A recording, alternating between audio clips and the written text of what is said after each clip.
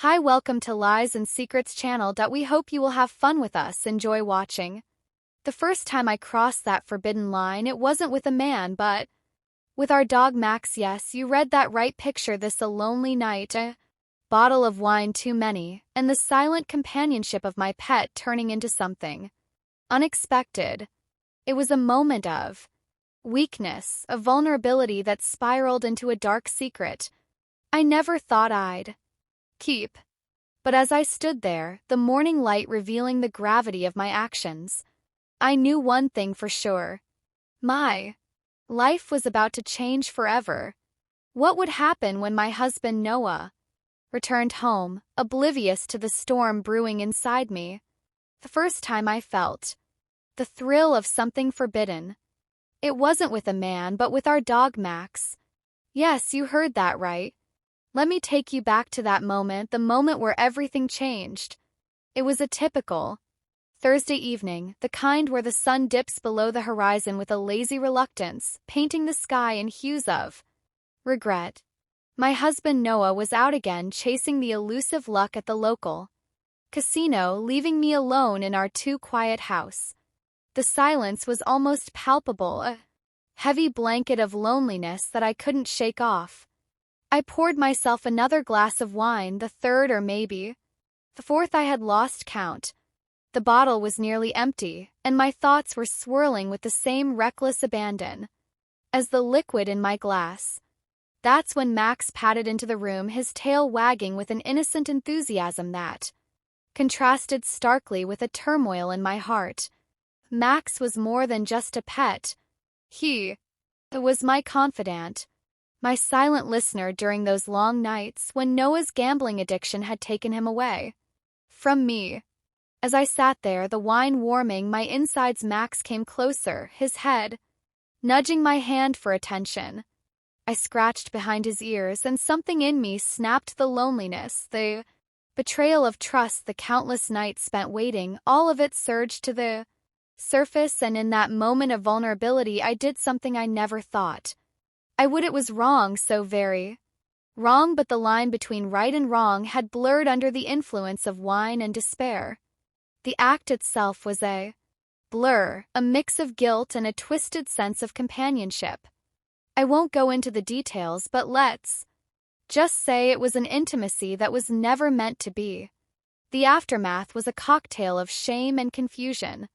I lay there staring at the ceiling, Max's warm body beside me, his breathing steady, unaware of the storm he had unwittingly become part of. The next morning, the reality hit me like a cold wave. What had I done? The guilt was a heavy stone in my stomach, but there was something else, a dark seed of curiosity, a question that whispered in the back of my mind. Could this be the beginning of something even more forbidden? As I cleaned up, trying to erase any trace of last night's indiscretion, my phone buzzed. It was Noah, his voice crackling through the speaker. I hit a jackpot, babe, we're going to be okay, but his words, meant to bring relief, only tightened the knot of dread in my chest, because now I had my own secret, one that could unraw everything we had, or perhaps set us on a path neither of us could predict.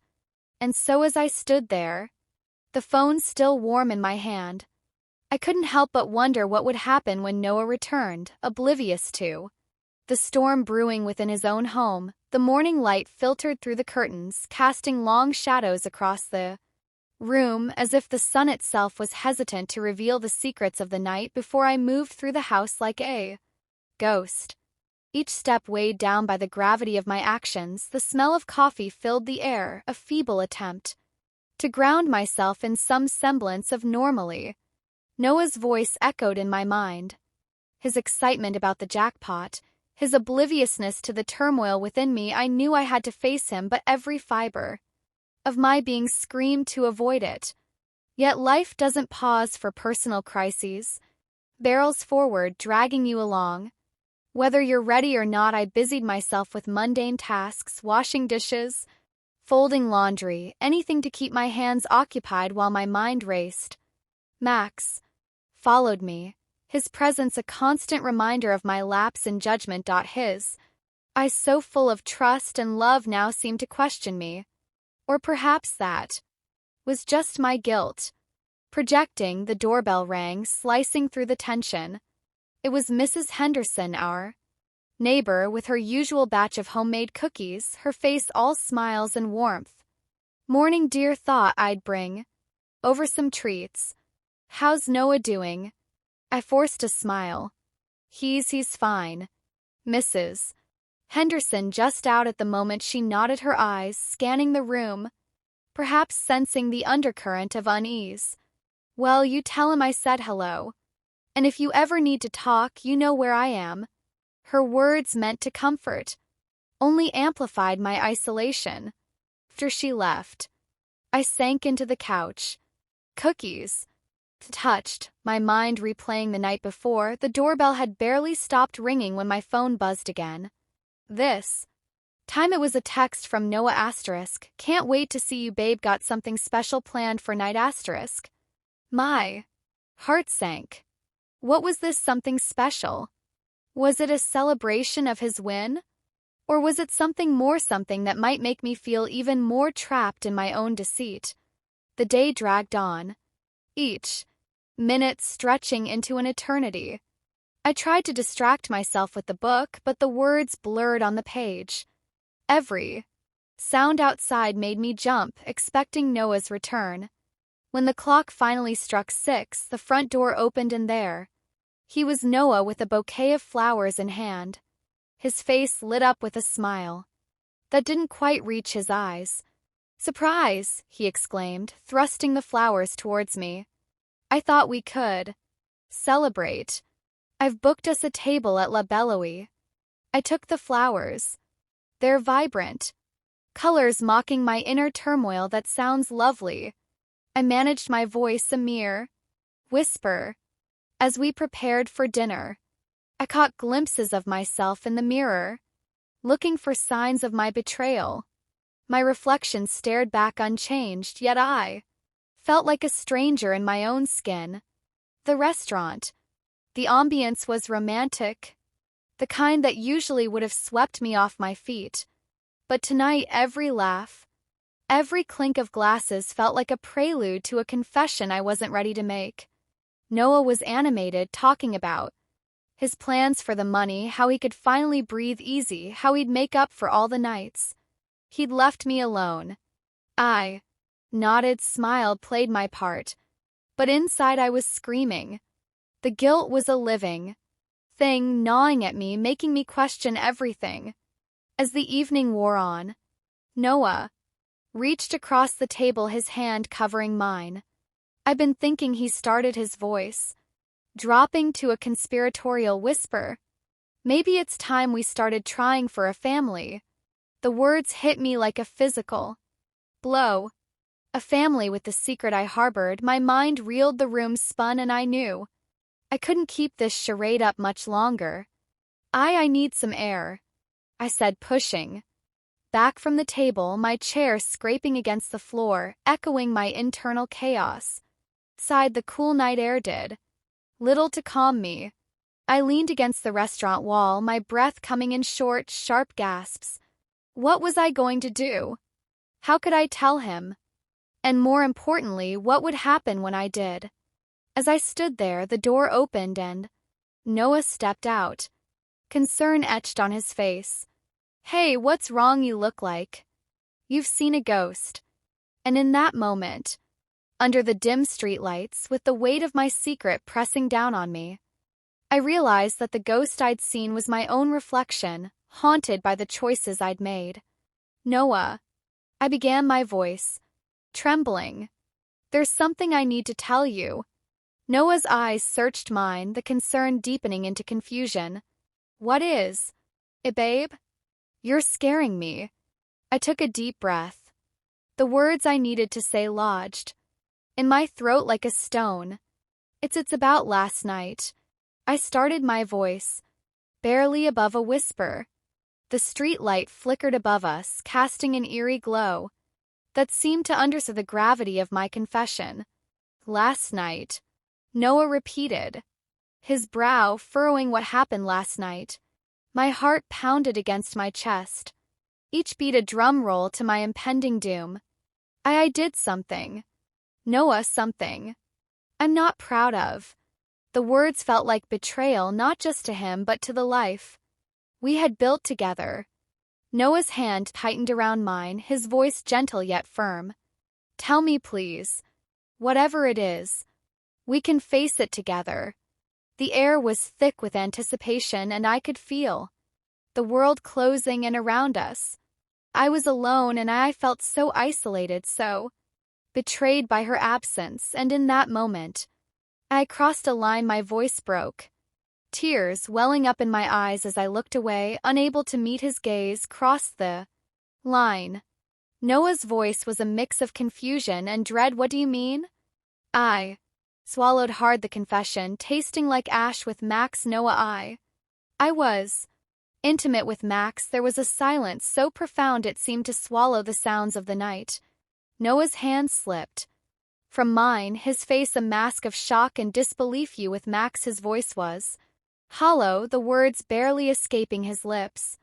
I nodded, the tears now streaming down my face. I know it's wrong, so incredibly wrong. I was drunk and I felt so alone, but that's no excuse. I'm so sorry. Noah. Noah stepped back, his back hitting the wall as if he needed support. I need to think, he said, his voice distant, his eyes not meeting mine. I need to process this. He turned and walked back into the restaurant, leaving me outside, the cold seeping into my bones, narrowing the chill that had settled in my heart. I waited the minutes, stretching into what felt like hours, each second a reminder of the life I might have just shattered. When Noah finally emerged, his face was unreadable. Let us go home, he said simply, his tone void of emotion. The drive home was silent, the tension between us palpable, like a third passenger in the car. Once inside, Noah went straight to the living room, sitting on the couch, his head in his hands. I hovered in the doorway, unsure if I should approach or give him space. Noah, please talk to me. I pleaded, my voice small. He looked up, his eyes red-rimmed. I trusted you. I trusted you with everything.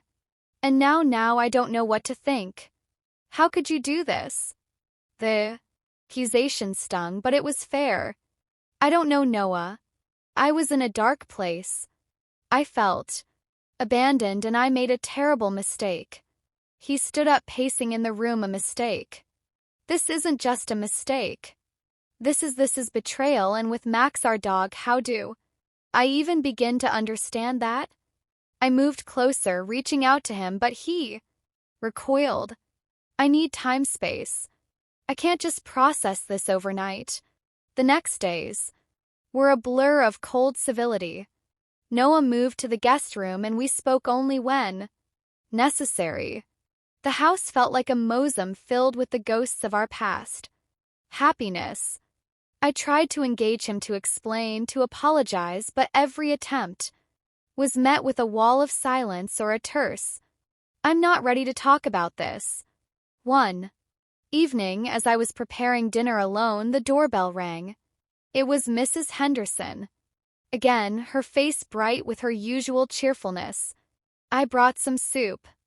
Dear. Thought you might need some comfort food. I thanked her. My smile strained.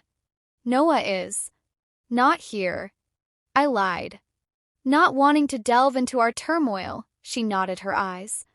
Kind Will, you take care of yourself, all right, and remember I'm just next door if you need anything. After she left, I sat at the table, the soup growing cold. The house was too quiet.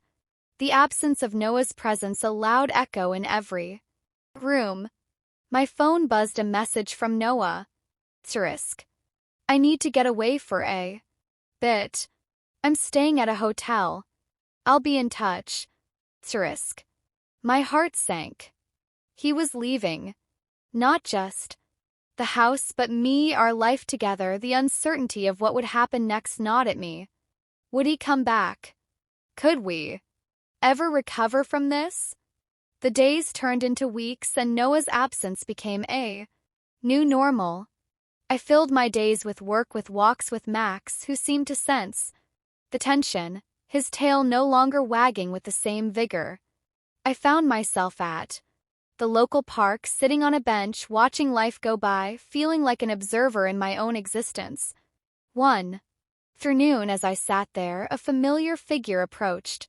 It was Noah, looking thinner, his eyes shadowed with sleepless nights. "Can we talk?" he asked, his voice cautious. I nodded, my heart in my throat. Of course, we walked, the silence between us heavy but not as oppressive as before. "I've been thinking a lot." Noah began, his voice low, about us, about what happened. "I'm not saying I understand it or that. I'm okay with it. But I miss you.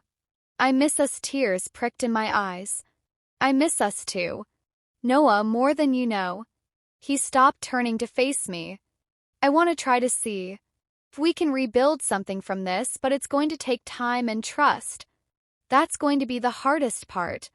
I reached out, taking his hand, feeling the warmth of his skin, a stark contrast to the coldness that had enveloped our lives. "I'm willing to do whatever it takes. Noah, I love you." He looked at me, his eyes searching mine for sincerity. "I love you too, but we need to start over from the ground up. No secrets, no lies." As we walked back home, hand in hand, the weight of our past mistakes hung over us like a storm cloud. Yet there was a glimmer of hope, a chance for redemption. But as we approached our house, another car was parked outside and a figure stood by the door waiting. It was a woman, her posture tense, her eyes fixed on us. "Who's that?" Noah asked, his grip on my hand tightening. I don't know," I replied, my voice shaky. But as we got closer, recognition dawned. It was Emma, Noah's sister, her face a mix of concern and determination. "Noah, we need to talk," she said, her voice firm, her eyes not leaving mine. "It's about something you need to know." The air was thick with tension as we stood there, the past and present colliding in a moment that promised to unravel even more secrets. What could Emma possibly need to tell us now, when we were just beginning to mend? Emma's presence was like a sudden storm cloud on what had been a cautiously optimistic day. Noah's grip on my hand tightened, a silent communication of our shared apprehension. "Emma, what's this about?" Noah asked, his voice a mix of confusion and concern. Emma's eyes flicked between us, her expression grave. "It's about your gambling, Noah, and something else you need to know." My heart skipped a beat. Was she about to reveal another layer to our already complex situation? "Let's go inside," Noah suggested, his tone now carrying an edge of urgency. Once inside, the atmosphere was thick with tension. Emma sat down, her posture rigid, and I could see the conflict in her eyes. She took a deep breath before speaking. "Noah, I've been worried about your gambling for a while now, but there's more. I've been doing some digging and I found out something you both need to hear." Noah sat beside me, his hand now resting on my knee, a gesture of solidarity or perhaps seeking comfort. "Go on," he urged. "I discovered that the money you won at the casino, it wasn't just luck. There's been talk, Noah, talk about you being involved with some not-so-clean characters. They've been rigging games and your win might not have been as legitimate as you thought." The room seemed to shrink around us, the walls closing in with the weight of her words. Noah's face paled, his eyes wide with shock. "What are you saying, Emma? That I've been manipulated?" Emma nodded, her expression softening slightly. "Yes, and there's more. These people, they don't just let you walk away with their money. They expect something in return. I've heard they're looking for you." The implications hit me like a wave. Not only had Noah's gambling addiction brought financial ruin, but now it had entangled us in something potentially dangerous. My mind raced, thinking of the implications for our safety, for our future. Noah stood up, pacing the room, his earlier resolve to mend our relationship now overshadowed by this new revelation. I didn't know. I swear I didn't know. I reached out, my voice steadied. Despite the turmoil inside Noah, we need to figure this out together. We can't let this destroy us further. Emma watched us, her face, a mix of sympathy and resolve. There's one more thing, they've been watching you. Noah, they know about your life, your habits, your everything. The word, everything hung in the air, heavy with unspoken implications. My secret, with Max now see, seemed trivial compared to the potential danger we were in. What do we do? I asked, looking between Noah and Emma. We need to confront this head on. Emma said, I've made some calls. There's a way out, but it's risky. We need to meet with them, explain your situation, and negotiate. Noah stopped, pacing, his gaze intense. Negotiate with criminals? It's the only way, Emma replied. We can't just run. They'll find us. We need to show them that you're out of the game, that you're willing to repay what you owe. But on your terms. The room fell silent, the gravity of our situation settling in. Noah sat back down, his hand finding mine again, squeezing it gently. We're in this together, right? He whispered, his voice barely audible. I nodded, the fear palpable, but so was the resolve together. Emma stood, her decision made. I'll set the meeting, but we need to be prepared. They won't be easy to deal with, as Emma left to make arrangements. Noah and I sat in the quiet aftermath, the weight of our decisions and the path ahead looming over us. The house felt like a fortress, but one with walls that could crumble at any moment. We need to be smart about this, Noah said, his voice firm, and we need to protect each other. I looked at him, seeing the man I loved, now layered with complexities I hadn't fully understood before. For we will, but Noah, we also need to address everything. Between us, no more secrets. He nodded, his eyes meeting mine with a sincerity that felt like a balm to my soul. No more secrets. The day of the meeting arrived. Too soon. We were to meet at a secluded warehouse, the kind of place where deals were made in shadows. As we drove there, tension was a living thing in the car, each of us lost in our thoughts, preparing for what might come at the warehouse. The air was cold, the silence broken only by the distant hum of machinery. Emma was already there, her face set in determination. A group of men stood by, their demeanor anything but friendly. Noah took a deep breath, stepping forward with me by his side. Let's do this, he whispered, his voice a mix of fear and resolve. The meeting began. Words exchanged like chess pieces on a board, each move calculated. But as talks progressed, a figure emerged from the shadows, someone Noah recognized, someone whose presence changed everything. The man's eyes locked onto Noah, a smirk playing on his lips. Well, if it isn't Noah and his lovely wife, I was wondering when you'd show up, and look, you brought your wife along. How quaint. Noah's grip on my hand tightened painfully, his face a mask of confusion and fear. Vince, he whispered, his voice barely audible over the sudden rush of blood in my ears. Vince, a name I had heard in hushed, worried tones, was the man. Noah had borrowed money from the man who had a reputation for being more than just a loan shark. His presence here was no coincidence indeed. Noah, Vince said, his voice smooth yet carrying an undercurrent of menace. I've been waiting for this moment. You see, your little win at the casino, that was my doing. A setup to lure you in deeper, to make you think you could walk away. The realization hit Noah like a physical blow. You rigged the game. Vince chuckled, the sound void of humor. Not just the game. Noah, your whole life has been a setup. Your debts, your desperation, it all played into my hands. But now you owe me more than just money. I felt a chill run down my spine, the implications of his words sinking in. What do you mean? I managed to ask, my voice trembling.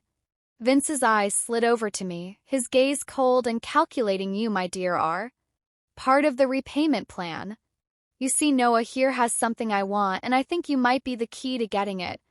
Noah stepped forward, his posture defensive. Leave her out of this, Vince. This is between you and me. Vince's smile was predatory. Oh, but it's not just about you anymore. Noah, it's about control, about ensuring you understand the depth of your situation and your wife here. She's quite the asset. The air was thick with tension, the men around Vince shifting, their hands subtly moving to their sides where I could only assume weapons were concealed. My mind raced, trying to piece together an escape plan, but every scenario ended with us at a disadvantage. Emma, who had been silent, finally spoke up, her voice steady but firm. Vince, this isn't necessary. Noah can repay what he owes legally. There's no need for threats or whatever you're implying. Vince's gaze flicked to Emma, his expression hardening. You've always been a thorn, Emma, but this isn't about legalities. This is about power, about showing who really runs this town. The standoff seemed to stretch into eternity, each second ticking by with the weight of our uncertain future. Then unexpectedly a car reached into the lot outside, its headlights sweeping across the warehouse's grim interior. A figure stepped out and my heart leaped into my throat. It was Detective Arthur, a friend of Noah's from his past, someone we hadn't seen in years. He walked towards us with purpose, his badge visible. Vince, this ends now, Arthur called out, his voice echoing in the vast space. You've got no jurisdiction here. Let them go.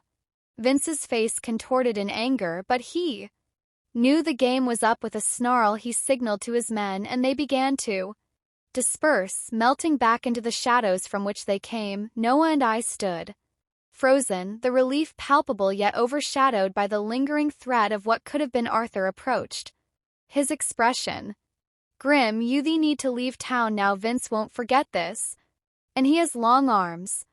As we hurried back to our car, Noah's hand found mine again, this time with a different kind of urgency. We need to start over somewhere new, he said, his voice a mix of determination and fear. I nodded, the gravity of our situation settling in. But first we need to talk. Noah, really? Talk. The drive was silent, each of us lost in our thoughts, the weight of our decisions heavy. When we finally pulled into our driveway, the house looked different, less like a home and more like a temporary shelter. Inside, Noah turned to me, his eyes searching mine. I'm sorry for everything, for dragging you into this mess, but I promise from here on no more secrets. We face everything together. I took his hand, squeezing it gently. Together. I echoed the word, now carrying a new depth of meaning. But as we settled in for what might be our last night in this house, a shadow passed by the window, a reminder that our escape was not yet guaranteed. The night was far from over, and the road ahead was fraught with uncertainty, but for now we had each other, and that was our only certainty. The night was thick, with the kind of silence that precedes a storm, the kind that makes every creak of the house sound like a warning. Noah and I sat close on the couch, the warmth of his body a stark contrast to the chill of the room. We had agreed to leave to start anew somewhere far from Vince's reach. But the reality of our situation is still sinking in. I've been thinking, Noah said, breaking the silence, his voice low and thoughtful. We need to be careful, not just with Ven, but with everything. We've got to rebuild trust, not just between us, but with ourselves. I nodded, feeling the weight of his words. Yes, and we need to address what happened with Max. It's not just about moving past it, but understanding why it happened. Noah's eyes met mine, a mix of pain and resolve in them. I know. I've been absent not just physically but emotionally. I let my addiction take over. And I neglected you. I'm sorry for that deeply. The sincerity in his apology was palpable, and it stirred something within me, a flicker of hope amidst the chaos. And I'm sorry for my part in this mess, the loneliness, the whine. Doesn't excuse what I did, but it's part of why it happened. We sat there, the air between us charged with the gravity of our confessions. The house, once a symbol of our shared dreams, now felt like a shell of what it was, echoing with the ghosts of our past mistakes. We'll need to sell this place, Noah said, looking around. Start fresh, but first we need to make sure we're safe. Plan was to leave under the cover of night, to pack only what was essential and to disappear. Detective Arthur had given us a head start, but we knew Vince's reach was long and his memory unforgiving. As we began to pack, the doorbell rang again, a sound that now carried a foreboding tone. Noah tensed his hand, reaching for the phone, ready to call Arthur. I approached the door, cautiously peering through the peephole. It was Mrs. Henderson, her face lined with concern. "Sorry to bother you, dear," she said. Once I opened the door, her voice hushed. "I saw some strange men around earlier, and I thought you should know." My heart raced, but I managed to smile. "Thank you, Mrs. J. Henderson. We're actually planning to leave town for a while. Family emergency," she nodded, her eyes kind but probing. "If you need anything or if there's anything I can do, please let me know, and take care of yourselves." After she left, the urgency to leave intensified. We packed quickly, the silence between us now filled with the rustling of clothes and the soft thuds of items being placed into bags. "We should go," Noah whispered, his voice a mix of determination and fear. Now we loaded the car under the cover of darkness, the streetlights casting long shadows that seemed to watch us. As we drove away, the house receded in the rear-view mirror, a chapter closing its pages, stained with secrets and sorrow. The road stretched ahead, dark and uncertain. Noah's hand found mine, squeezing gently. "Where to?" he asked, his voice steady. "Despite the turmoil, anywhere but here," I replied, my voice firm. "Somewhere we can heal, rebuild." The drive was long, the night endless, but as dawn broke, painting the sky with hues of new beginnings, we found ourselves in a small, secluded town. It was quaint, with a charm that whispered of peace, a stark contrast to the life we had left behind. We rented a small cabin on the outskirts, the kind that felt like it was waiting for us, with its rustic charm and the promise of solitude. Here, we could breathe, could start to piece together the fragments of our lives. Days turned into weeks. We really talked about everything, the pain, the betrayal, the fear, and the love that still lingered beneath it all. Noah found a local support group for gambling addiction, and I started therapy, dealing with my own issues of loneliness and betrayal. One evening, as we sat by the fire, the warmth contrasting the cool night air, Noah turned to me. "I've been thinking about what Vince said about how he manipulated everything. It's terrifying, but it also makes me realize how much we've both been victims in this."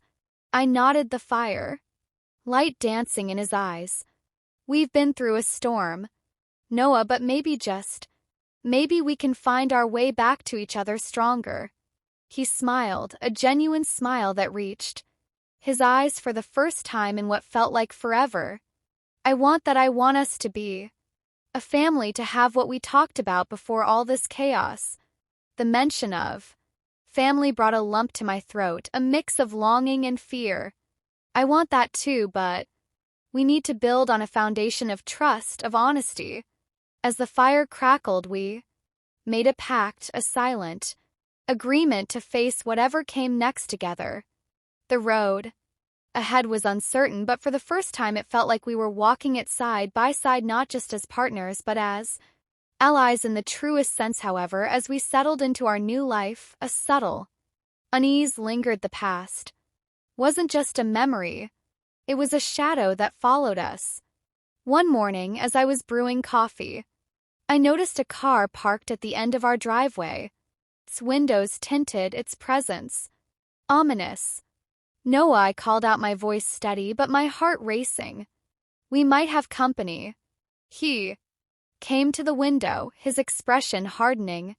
As he saw the car stay here, he instructed, his voice low, "I'll check it out." As he stepped outside, the car's engine roared to life and it sped away, leaving a cloud of dust in its wake. Noah returned, his face a mask of concern. "We need to be vigilant. Vince might not have forgotten us." The realization that our escape might not be as clean as we hoped was a sobering thought, but it also steeled our resolve. We had come too far to let fear dictate our lives. "We'll keep moving forward," I said, my voice firm. "Together we can face anything." And as we stood there, the morning light casting long shadows across the room, I couldn't help but feel that our story was far from over. The road ahead was fraught with potential dangers, but it was also filled with the promise of redemption, of a love tested and perhaps in time restored. The end. 4.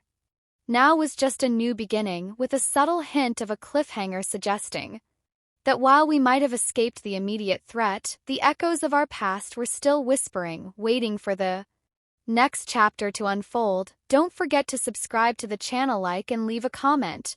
If you enjoyed this story, this will help us create even more exciting stories just for